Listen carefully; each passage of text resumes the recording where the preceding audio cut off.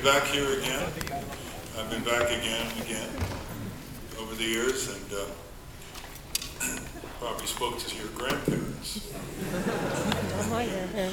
Thank you, Titus. My only criticism of Titus is he doesn't have a sufficient level of enthusiasm.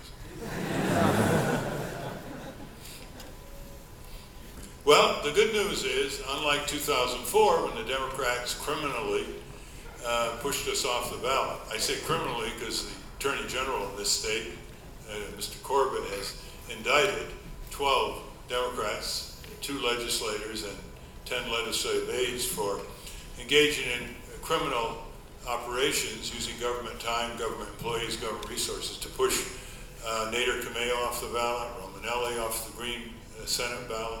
And for this, they gave these violators $188,000 of your money for bonuses for a job well done. Well, some of them may be on their way to jail. So we are now on the Pennsylvania ballot, fair and square, in 2008.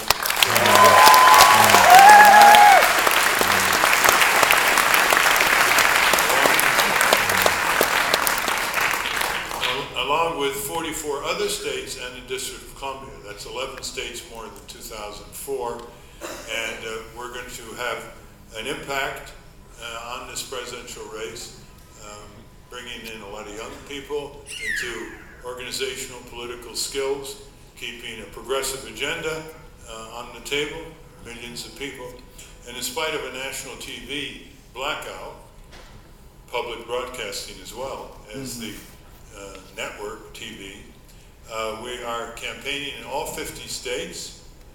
We are reaching people and siding with them on controversial issues like mountaintop removal, not very far from here, as well as many other local issues which we take a stand on because we've worked on so many issues in the last 40-some years.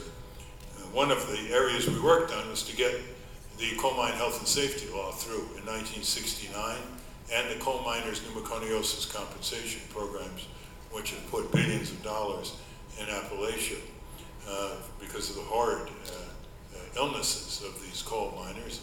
When they died, their widows and orphans got compensation. More coal miners have given their lives for their companies since 1890 through coal mine shaft crashes and coal miner black lung disease. More coal miners have given their lives than all the Americans killed in World War II between 1890 and the year 2000. That's just one industry. It's amazing what's off the table for Obama and McCain. The list of cowardly taboos. Do they ever talk about enforcing with adequate resources the law to protect workplace health and safety? 58,000 Americans die from work-related diseases and trauma. Every 3 weeks, it's more than 9/11. Never talk about it. It would upset the corporations from whom they're asking campaign contributions. Do they ever talk about 100,000 Americans who die, 2,000 a week, from medical negligence in hospitals, according to the Harvard School of Public Health physician study? They don't talk about that. Do they ever talk about 65,000 very, very painful fatalities from air pollution?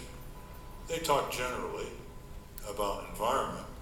Why don't you talk about specifically hundreds of thousands of people who are afflicted, many of them from the burning of coal in electric generating plants? They don't talk about those people. There are over 350,000 Americans who die from preventable causes, but not from terrorism, domestically in this country. Who speaks for them? Who stands for them? Who stands for the larger number of injured and sick people from the same preventable causes? Why is it that we allow so many political taboos regarding the injustices inflicted on innocent people, economic, political, health and safety?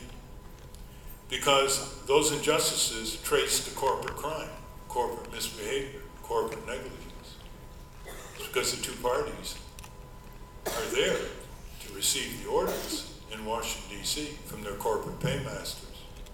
And if there are crimes in Wall Street, speculation, if there's conflicts of interest, if trillions of dollars are drained or looted from worker pensions and mutual funds because the bosses who are pay themselves obscene money with rubber stamp boards of directors want a system where they can inflate the profits and take on excessive risks in order to make their stock options worth more so they can make millions of dollars every year, each of them.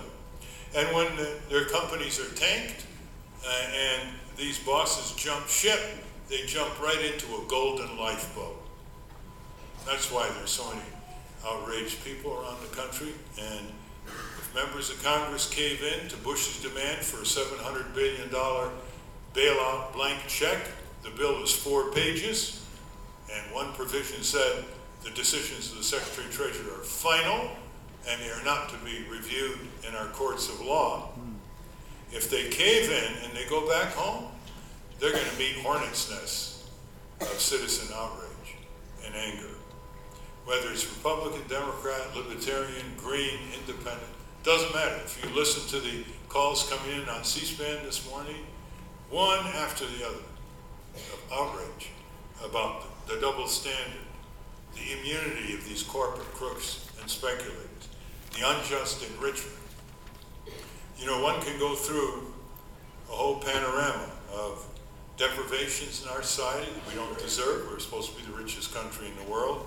Why don't we act like it for the people, not just for a few corporate bosses, not for the 1% of the richest people in this country who have financial wealth equal to the combined wealth of the bottom 95%.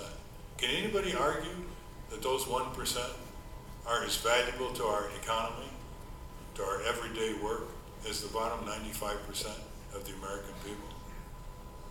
I haven't heard an argument that's worth validating at all. It's outright greed and power and the ability to turn the government against its own people by not enforcing and indeed repealing the regulations and the laws that were supposed to punish those who violate their fiduciary responsibility to trillions of dollars held by investors and worker pension funds. But what kind of country do we want? We really should address that. Where do people have the vote in this country? Is there anything left for them to decide? We have a two-party closed-door system where competitors cannot get on debates. They cannot get on the ballot very often. And they have to spend their energies just trying to get on the ballot. Right up to a week before Election Day, we were fighting for it in 2004. No other Western country obstructs voters and obstructs candidates the way these state laws do. And Pennsylvania is one of the worst. No other Western country comes close. You run for parliament in these countries, a few dozen signatures, maybe 50 euros, 50 Canadian dollars, whatever. It's nothing. This country, if you're not part of the two major parties, trying to get on board and challenge them is like climbing a sheer cliff with a slippery rope.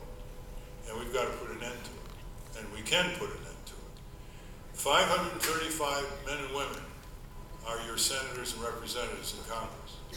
Last I heard, they put their shoes on every day, like you and I do. 1,500 or so corporations laced with their law firms and PR firms and lobbyists get their way with a majority of those 535 men and women. Congress is by far the most powerful branch of government under the Constitution, even though they don't like to use that power and like to shove it over to the White House like the declaration of war power. And what are we doing back here? What are we doing back here? We're the only ones that have the vote. Corporations have power and money. They don't have the vote.